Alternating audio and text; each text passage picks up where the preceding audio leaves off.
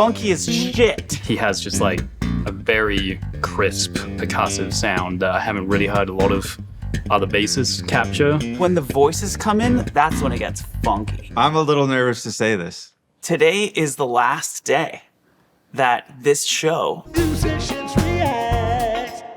Welcome back to Professional Musicians React. We're doing a whole episode on Victor Wooten.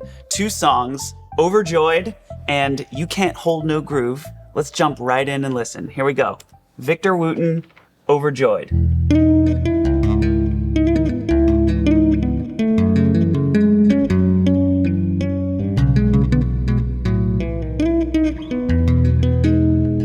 What a great song. Oh, man. I love that song so much. What kind of strings is he used? I know that's a silly first question to ask, but and that's obviously the wrong question, but I'm going to ask it anyway because they sound so particular. They almost sound like nylon strings. This is Charles Baer too. He's a bassist, classically trained pianist, and multi-instrumentalist. He's played all over the US, and his YouTube channel has over 1 million subscribers and over 130 million views. A little bit, yeah. It's got a little bit of that like percussive sound Yes. to it. I do know that he uses a really nice Federa Yin Yang bass, and so like it gets that really nice tone where it's like deep but also very crystal clear and just beautiful sounding. Very full spectrum. Yeah, exactly. Which makes sense for a solo bass player. You're going to want something that occupies the entire sonic spectrum. Yeah. You don't want something where it has no highs. Even the reverb is a bright, crispy digital reverb that rings out on top. You know, he's giving you the full highs and lows, even though he's playing a bass. Yeah.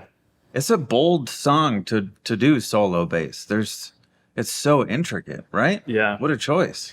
Yeah, he does it in a very like pianistic way. There's a lot of kind of call and response between the hands. Like, you know, there'll be a melody in the right hand and then the left hand will kind of come in with like a counter melody. And it works so well for this song because it's just got such nice, intricate harmonies. And yeah, it's just so beautiful. Are there like things that he's doing in this performance that are like Wootenisms? You know, like the little trilly thing that he did during that, like the second verse. Something like that, yeah. So he's doing right hand tapping. Yeah. Okay. Yeah, he's like doing a lot of pull-ups. Something like that, yeah. Was there stuff that he like innovated as far as technique or? Yeah, I mean, he definitely kind of at least popularized the double thumb technique, you know.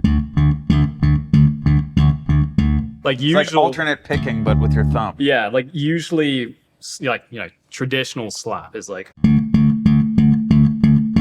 but like you can only go so fast, like, but with double thumb, You go twice as fast. yeah, exactly. Wow. And, Wait, like, can you play us an example of double thumb, like how you would use double thumb if you were doing slap bass on something?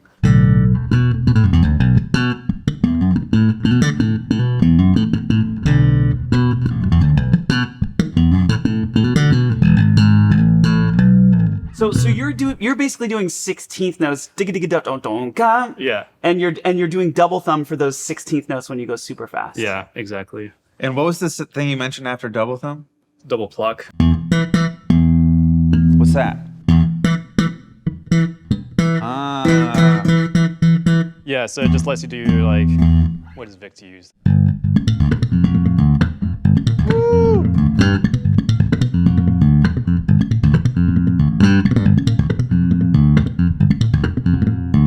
Okay, so you're doing dakka on your index finger and then your middle finger Yeah. on the top string. Yeah. Can you slow that down for us so we can see it one more time?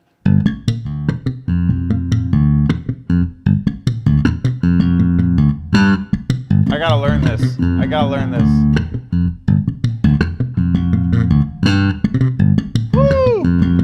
Yeah. That's so cool. Oh, that is so cool.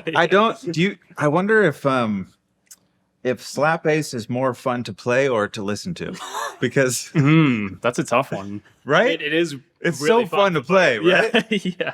It's like the most satisfying. When I started playing, I'm not really a bass player. I started playing bass with Ben Folds, and I YouTubed slap bass, and I learned this one lick, and I've played it hundreds of thousands of times. It's just so. It's the only thing I can do, and it's so Do satisfying. you want to play it for us? Yeah, I could play it. I mean, I could play it for you. Play for us.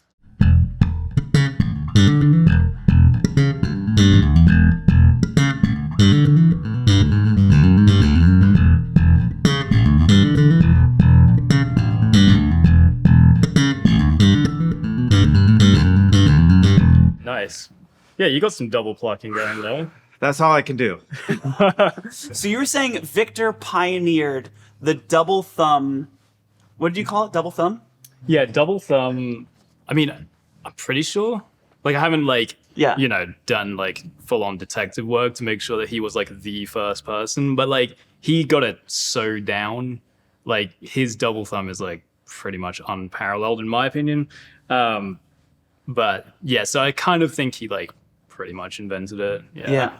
And in terms of his sound, was anyone doing like the super full spectrum, high highs, low lows thing before Victor Wooten? I feel like it's also a product of the age in which he started recording, right? It's just like the sound of recordings were doing that. It was more like high fidelity. Like, was it early 90s? Yeah, Like late this- 80s? Yeah, this one was early 90s. Okay. I think it came out right around the time I was born, or maybe a little later. But yeah, no, I don't know if there was anyone who was doing such a like crisp sound. Like honestly, even now he has just like a very crisp percussive sound that I haven't really heard a lot of other bassists capture. And I think a lot of it is to do with the Federa. It's just like such a nice bass that whenever he does all that percussive stuff, it just sounds like he's playing drums, basically. Why did you choose this bass? What is it about this bass that you like? So when I was at Berkeley, I had a teacher who was like really passionate about these basses. He was like, Which teacher? his name was Jim Stinnett. Okay. And he was like, these basses are the best I've ever played. He's like, they're better than the Federas. They're just like, and they're always perfect every single time. There's just like these two guys in Germany who make them, and it's like, they put so much effort into their craft. And like, I mean, I just love how it feels to play, mainly. Like, every note just responds exactly the way you want it to. Like, on some basses, sometimes, like, some of the notes up here, they can sound a little different from the notes down here. It's like they're a little thinner up here, whereas this one, it just feels very consistent across the board. And, yeah, it just sounds really nice for a lot of different styles. And you prefer a 4-string bass to a 5-string bass or a 6-string? 4-string feels the nicest to play. 5-string is definitely really cool because you get, obviously the really nice deep low end. 6-string is also really cool for like tapping. You can get some really nice complex chords you don't usually get on a 4-string. But 4-string just feels the best in my opinion. It's also like the easiest to slap on. I think there's just more space between the strings. So it's like you can just get in there more. Four string is easiest to slap on. Yeah, in my opinion. Is he playing? Victor's playing 4-string here. Yeah. Yeah, Victor kind of doesn't really play 5 or 6-string that Okay. much. Was he one of your biggest influences? Definitely. Yeah, I mean, he was definitely like the guy who made me want to take bass in a different direction. Like, not just playing traditional bass lines, but also Yeah. doing soloistic stuff. I think to circle back to who else was doing this, I think Stanley Clark is somebody to mention, certainly. And he was one of the, he had an alembic bass. He was one of the first dudes to kind of go for a more hi-fi, full spectrum thing. I feel like if we didn't mention that, the comments would be rife with it. Okay, I want to dive into how he's actually executing some of these motions and sounds. So can we, if you wouldn't mind, if you know what he's doing, if you could like walk us through it. So let's start Okay. from the top. Actually, let's start from the verse here.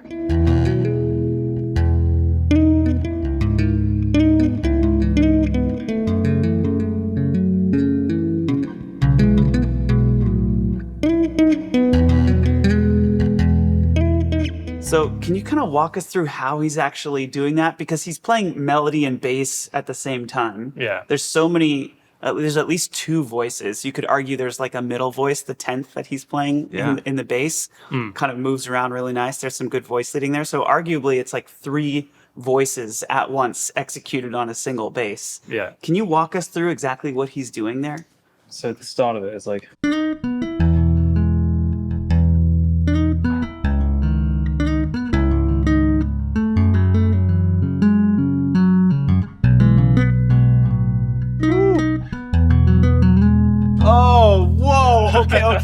wait. Sorry. Let's go from the top one more time. That is so beautiful. So you're one more time. Okay, so wait. So right there. You're triggering these notes with your fingers. So you're using a tapping technique there, but then you're Yeah. also using a tapping technique here. Yeah. So are you plucking at all ever, or is it all tapping? It's like all tapping. It's all tapping. Yeah. Wow. Okay, so there's no plucking, it's just tapping. Let's see it again, knowing that it's all just tapping. Okay.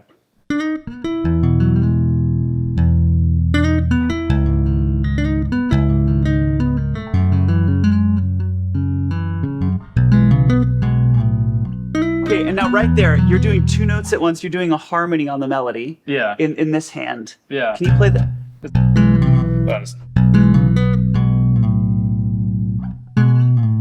So okay, so that's like a sixth. Yeah. Sixth going down. Yeah. Wow. And then right before that, you were doing thirds as a harmony. So he's switching from. Yeah, he's going thirds on these two. You're going thirds on those two strings, and then you're doing a sixth on the middle two strings. Right. Right. I mean, that's incredible. That's a lot. That's No, a lot. Yeah, he really squeezes a lot in. That's like what a pianist would play, Yeah. but on bass. yeah. I mean, I do wonder if he plays piano as well, because it does have a very pianistic feel to the arrangement. It's also born of the limitation of having to play everything himself at once. Like, I wonder how he would play the song if you gave him two tracks. You know what I mean? Like, how would he express the melody differently if he wasn't playing it with this hand? If he could just play it with both hands. Should we talk about what's happening in the harmony of this song? Yeah. Do you want? No, we should. Yeah. Because there's a lot going on. There's Yeah. a lot of modulations and. is he reharmonizing? Reharmonization is when you're going to be taking a melody and using different chords or harmony on that. So here's You Are My Sunshine. Instead of just playing C for the chords, what if I use different chords and do this?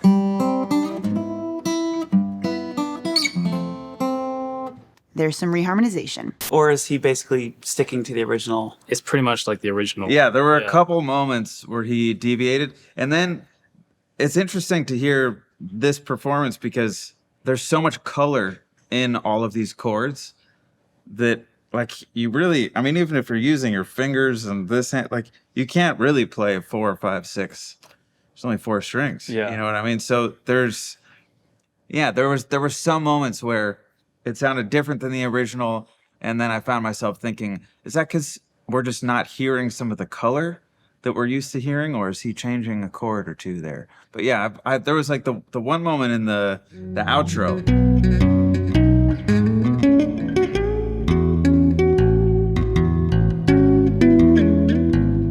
where he inserted a little reharm thing, like the third time he plays it or whatever. Yeah, he like moves it up a whole step, I think. But yeah, let's analyze what's happening in the chords. Okay, you want to start with the verse? Yeah. Okay, here we go.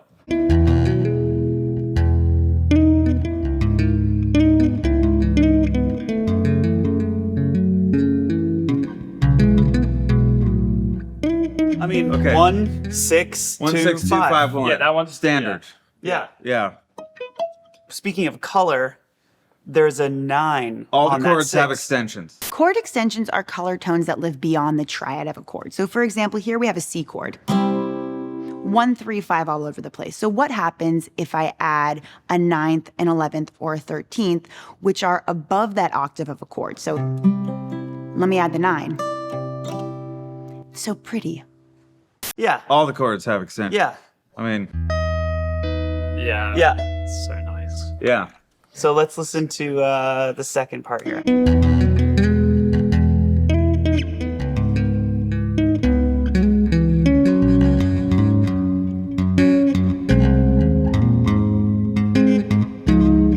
Okay, that's Okay, there's our first modulation. Modulation is when you're changing keys.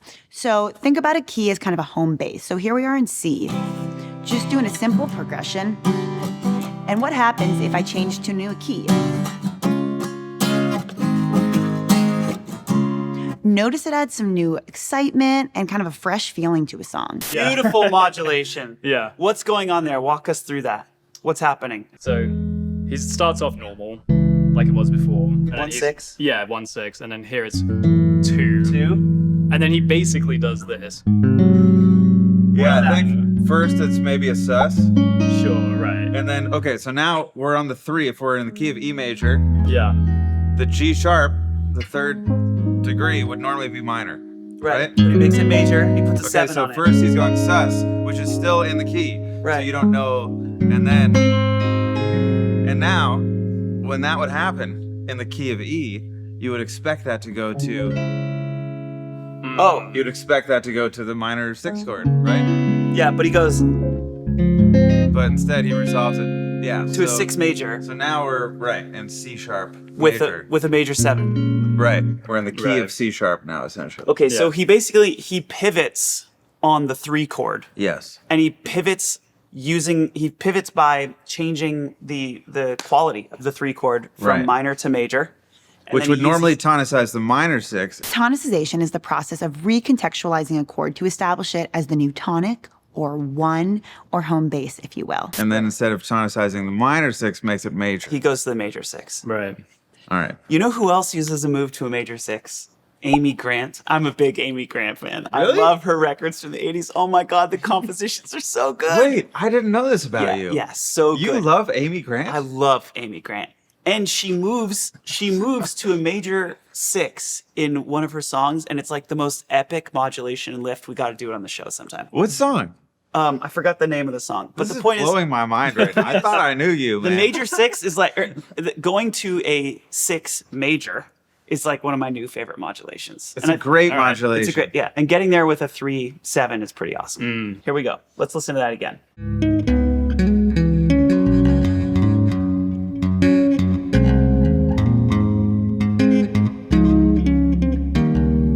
Woo! Okay. Okay, that what might is that? be a reharm. Oh, that's the 2 over the 1. It's a 2 over the 1. That's correct. Yeah.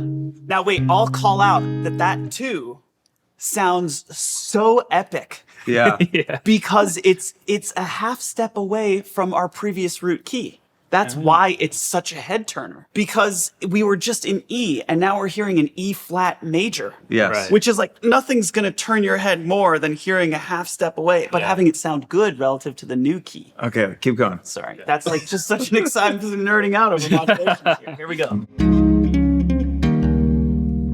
I think that might be a reharm. Are those the original chords there?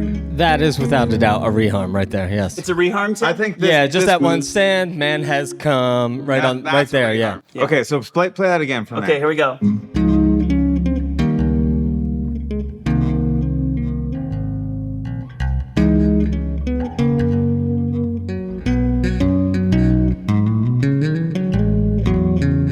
Okay, cool. You want to walk us through what's happening? Yeah, I can try.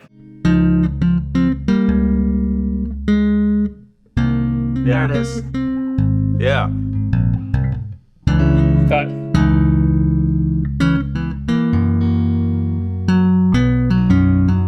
Yeah. so we've like modulated twice then. Yeah. Yep. Do do do do. And now, okay, so this is 4.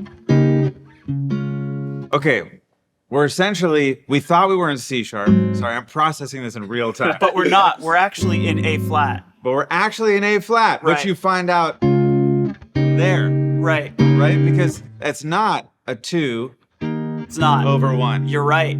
It's a 5 over 4. It's a 5 over 4 going to the 1 and then because yeah. we're in A flat over in first inversion, A flat over C, and then back to the root position. Okay, we're firmly in A flat now.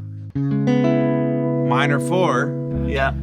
flat 7, which the minor 4 pivots us. Now and this is the 2 of B. So Right. now we're going 2, 5, 1, Into B. Yeah. which gets us back to. Now we're Now we're back in E. Okay, can you show us that section? Yeah, yeah. Can you show us what that looks like on bass? Woo. 1, Yeah. 2, 2, 5. 1. Now we're in 5. Okay, what was that? Can you show us that lick? That's beautiful. So that's, again, all tapping with your right hand, and Yeah. you're using second string into the third string. Yeah. So he's adding a couple notes to that run because, right? Yeah. Yeah. That's the actual melody. Yeah. But he's going. Yeah. Can you show us the run one more time? Yeah.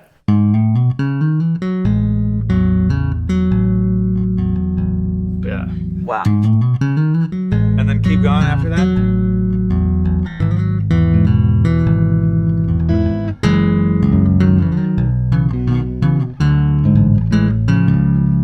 Okay, so taking it out of harmony for a second. Yeah. Question for you back about this kind of technique.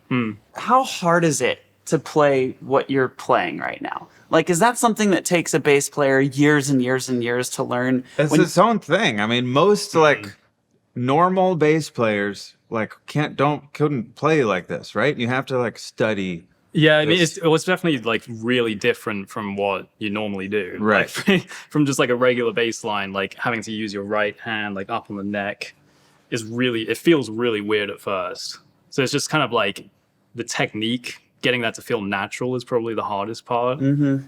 So yeah, no, it takes a lot of practice. Does it definitely. feel natural for you now? Like if you sat down to play a song that you hadn't figured out an arrangement for, could you play it in the style, or would you have to, spend some time with it and work it out? Can you like improvise in the two-handed technique way? Honestly, I haven't really tried it that much. I could probably do like some basic improv. I don't know if I could just No like pun intended. yeah.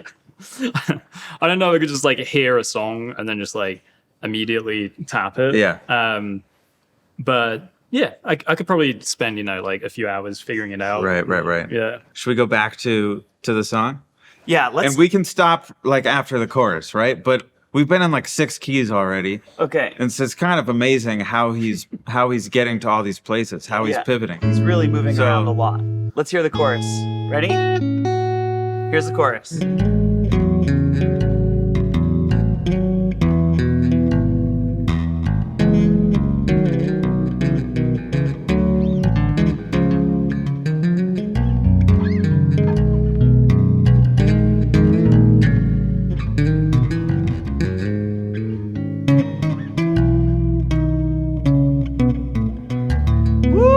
It almost sounds through composed. It just sounds like he's just all over the place, going into new keys Yeah. fluidly and He's transitioning. flowing. He's Yeah. just flowing. Yeah, he's flowing. Yeah, Stevie has a crazy way of like using really interesting progressions, like weird chords, weird modulations, but making it sound like really natural and nice. Yeah. Like it never sounds like, oh wow, that was a weird modulation. Like Yeah. it just always sounds so natural. And then afterwards you look at it and you're like, wait, he modulates like 3 times in there and I never even noticed. Do you think if Victor were to play this twice, back to back in the studio, while he was recording it, how close would it be each time to the previous take? In other words, How arranged is it? how arranged is it versus how much is he kind of feeling it out and improvising through it? I think this one, it would be really similar each time. Because I've seen him play it live a few different times and it is usually really similar. The one we're going to look at next, You Can't Hold No Groove, he like just improvs the crap out of that. Like when he does it live, like it can be really different each time. He does sometimes it's like an 8-minute version, sometimes it's a 3-minute version. So, but this one I think is definitely more arranged. Let's move on. Next song, You Can't Hold No Groove, Victor You Wooten. can't hold no You groove. can't hold no groove. Don't tell me I Turns can't. out that's actually the correct grammar too. Here we You can't go. hold no groove.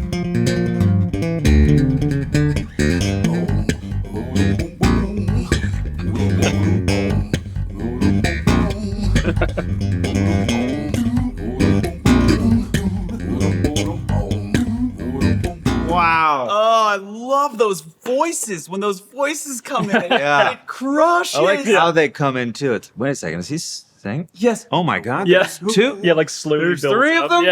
Yeah. Yeah. You know what's so awesome too is when the voices come in, that's when, for me at least, that's when it gets funky. Like the first part is funky, but when the voices come in, you can just feel the I mean, pulse. it's hard to be funky by yourself, Yeah. especially as a bass player. Like, Yeah. even when a drummer's funky, they're playing against themselves, right? Right, But right. if you're a bass, you only have two hands. Right. You kind of hear, like, his time is really interesting. Like, he's grooving his ass off. Yeah. Yeah. But he's also, like, right on the front end of the beat. You Yeah. know what I mean? It's like, it's pushing. exciting. He's pushing, but he's not speeding up. Yeah. It's a cool feel. Yeah, one thing also he does is like insanely strong accent of the backbeat. Like Yes. I was just gonna It's say like- it's a yeah, snare drum. He's it is. playing snare drum. Yeah. Yeah. it's like Can you show us what he's doing there? it's like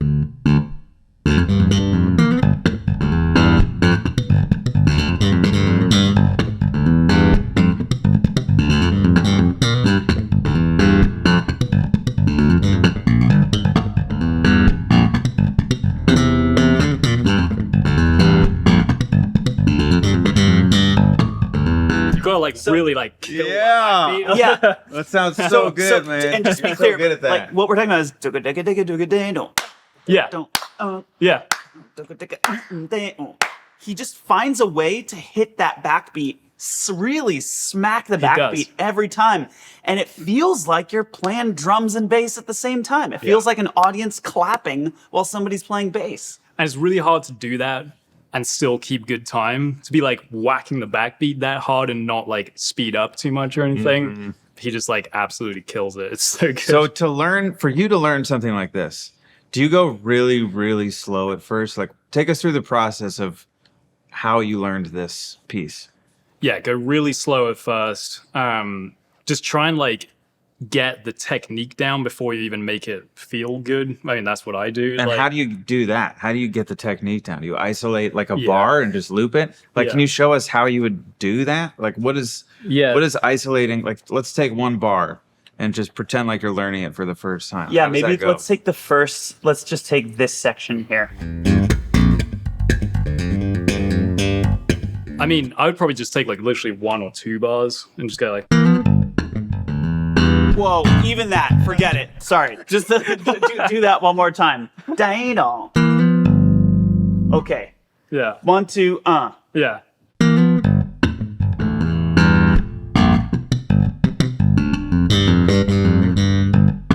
Can I ask you to slow down even more? Yeah, yeah.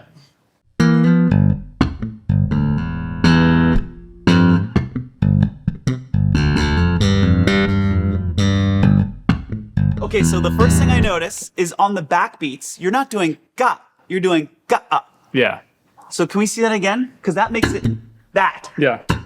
So you're hitting back of your fingernails on the top string. Yeah. And then you're using the tips of your fingers to pluck the string on the way up with your third finger. Yeah, basically my third finger, yeah. And you're getting the snare drum sound by using the back of your nails on that top string. Yeah, Yeah. that's what gives it that snappy, Yeah. poppy, metallic sound. So will you practice it that slow, like how you just played it? Yeah. Yeah, well, I mean, at first, definitely. And how long? How long will you just loop that over and over? I mean, it varies. I mean, for this song in particular, probably like an hour at that speed. Yeah. And then once it starts feeling natural, then I start increasing the speed. Okay. Can we do one more slow? Let's see all the things that are happening. Yeah. Yeah. So it,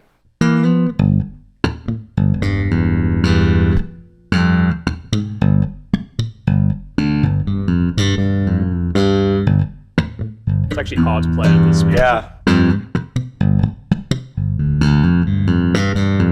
Okay, cool. So then what's going on here is those are the 16th notes at this tempo. Yeah.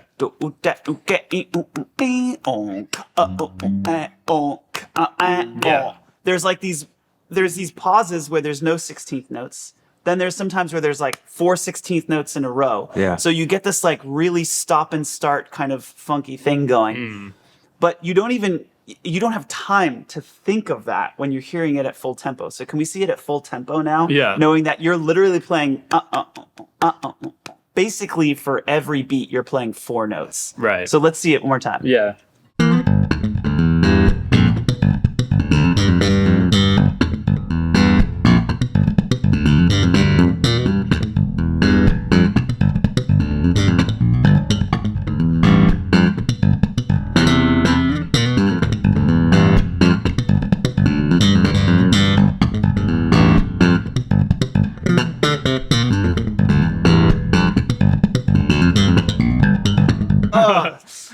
Oh. Stanky. It is, So it's yeah. basically one to flat 3 One Yeah. flat 3. jam. It's Rage Against the Machine. yeah. Yeah. Yeah. But there's melodies in there, which are great, which is why it works. Yeah. It's cool. Okay, let's move on to another section of the song here. So let's go, because there's a couple things that we have to call out because he actually goes beyond 16th notes at a couple moments. Yes. True. Yeah. Right? And so let's hear those moments where he goes beyond. Exactly. So I think it's here.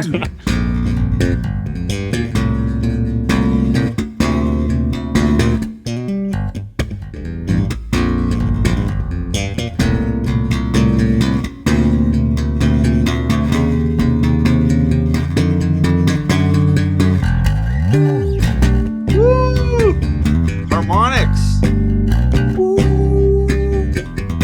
Can you show us that? How he's doing those harmonics and playing? Wait, okay, let's go harmonics and then we'll find the Yeah. fast So section. when he hits that chorus, what's happening? How is he playing harmonics and keeping everything else going? Right. So like the very first thing he does is this big slide. Oh, Whoa. So you're playing up there. Yeah. And then he goes. I gotta start wait, using. wait. I gotta start using the highest fret of my guitar. Where is that harmonic coming from? Which string? This one you mean? Yeah. Where's that note?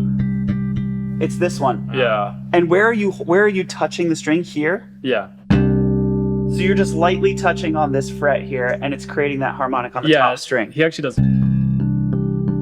He does all of those. Yeah. So it's three notes harmonic, 7th fret, 5th fret, 5th fret. Yeah.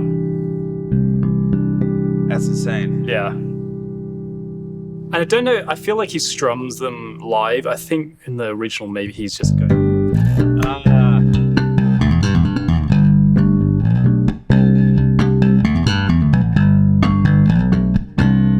Got it. That's so pretty. It is. Yeah. It's pretty. Harmonics are pretty. Oh man, but I'm It's saying also funky. the chord is The chord is pretty. Yeah. Yeah. That is nice. What chord is that? It's a 3rd. 9. There's a 9. Yeah. That's why it's pretty. So he does this cool slide thing. He goes into the harmonic section with pretty 9s, and it's just gorgeous over this funky, slappy nonsense. And then he goes into this. Let's hear this section because this is really sweet. Did he snap there? No, that was me.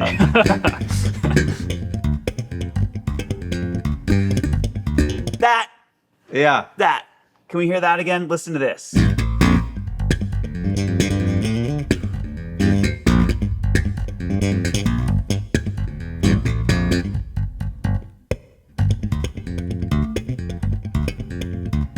So many ghost notes. Yeah. Oh, Yeah, what's happening? it's triplets now. Gibbity got. Yeah. Yeah. Can you But can it's- you play that? But it's sextuplets. Triplets are 3 notes per beat. So you think triplet, triplet, triplet, triplet. Sextuplets are 6 notes per beat. 1, 2, 3, 4, 5, 6, 1, 2, 3, 4, 5, 6, 1, 2, 3, 4, 5, 6, 1, 2, 3, 4, 5, 6. Very fast. Yeah. Wait. Can you do what he's doing there?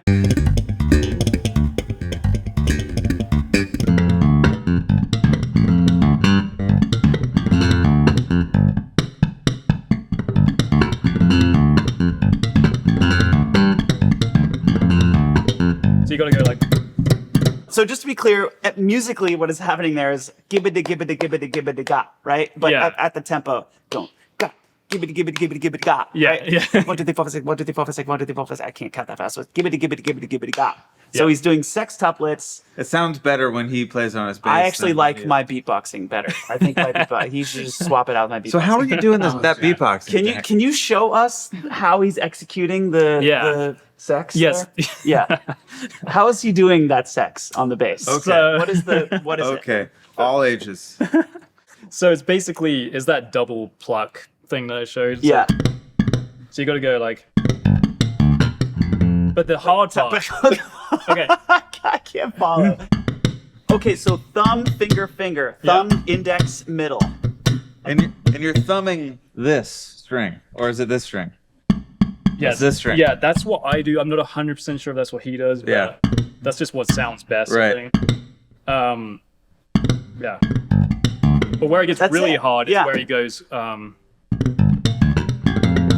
gotta like. You gotta. Yeah. Yeah. That's hot. Yeah. That bit's really hard. Yeah, don't. Jack, I think we chose the wrong instruments, man. We could have been doing this whole time. Wait, can you do that one more time? Because the accent is on a very cool, odd beat there. Can Yeah. you do it one more time?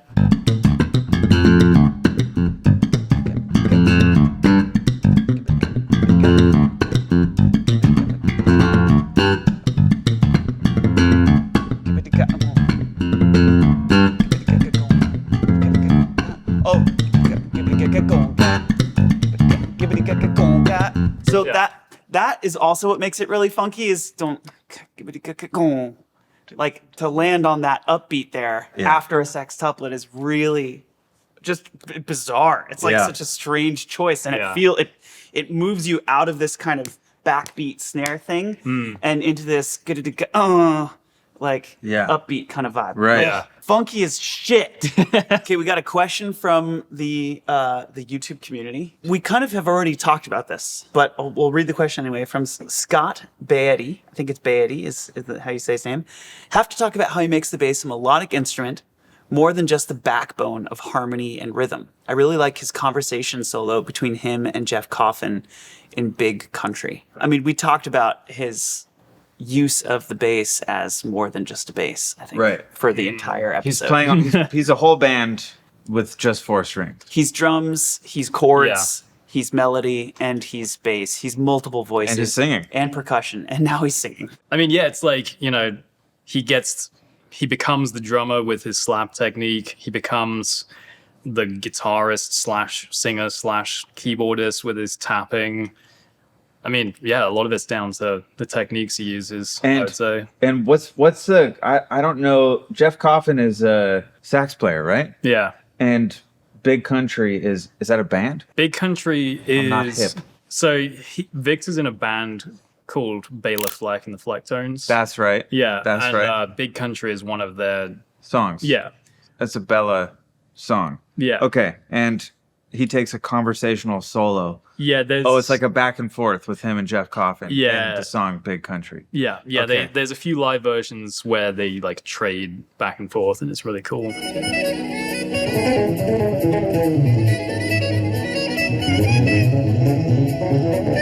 Okay, this is from Charles Monroe. Which is more impactful, Victor's slap technique or his chord and improv skills to learn from?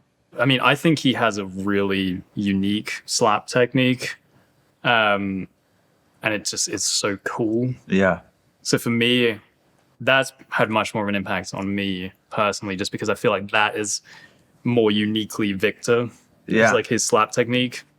All like the strumming he does and like the insanely strong backbeat Yeah. and all of that. So I'd probably go with the slap. Although I will say, maybe just the thing I think that is unique and special about him is that he is so musical. Yeah. He's not just showing off, Exactly. right? That Yeah. yes, he has the technique, but he's also got the goods to back it up. He can hold the groove. He can hold the groove. Yeah. He can hold the harmony. He can hold the melody. He can hold it all. And he's I think that that's what's special is that it's not one or the other, right? Okay. Okay, Bonus. bonus. What's a song Yeah. that you've been listening to recently? This is going to be a little bit of a boring answer because I know you already like covered this song on a show recently, but I watched your episode on Deantown and Teentown. You did? Yeah. And so then it just like got me really back into Deantown again. Nice. It's such a cool bass line. Dart.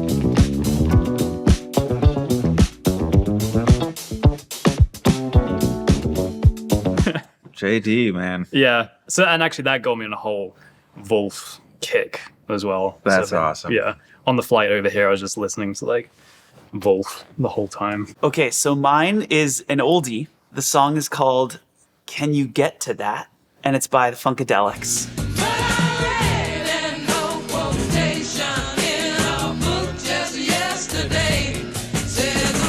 And it's been sampled quite a bit. acoustic guitar, an amazing sounding drum kit, beautiful dynamic range in the recording, just like full spectrum of quiet and loud, super funky vocals, full, like, it sounds like it's gang vocals. There's like 10 people singing. Okay, mine. My friend, a friend just hit me to this song by Carol Addis, I think is how you say her name, and it's a song called 26. Oh, I'm freaking out, trying not to turn this car right around. It got me. It got me. It's just a great song with a great lyric and cool production. Some unexpected. I'm not going to ruin it. Just 26. Carol Addis. All right, Charles, we're at the end of the episode. Would you do us the honor of signing? Yeah. We all know this is why you came. You don't care about the show. You just wanted to get your name on Paul Simon. Oh, yeah. Wall Simon, the Red Diamond. That's why I Yeah. came all the way out. We call him right. Wall Simon, the Red Diamond. Okay, normally this is where we would sign off, but we have a very special announcement today. Jack, what do we got to tell the people?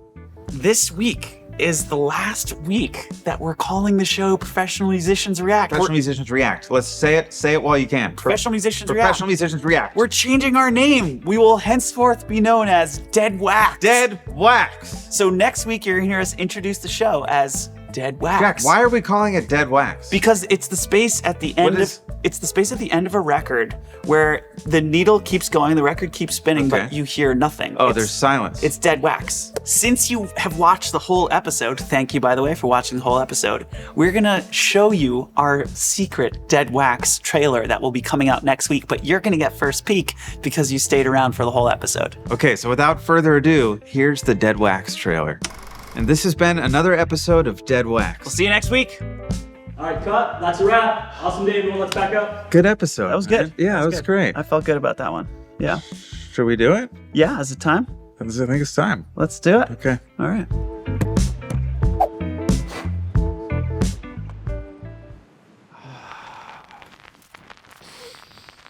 Oh, some nice Dead Wax.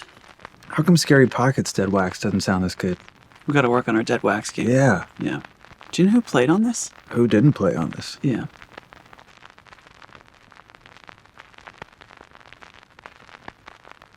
The B-side's so much better than the A-side. Should we do B-side? This is the B-side. Oh, I knew that.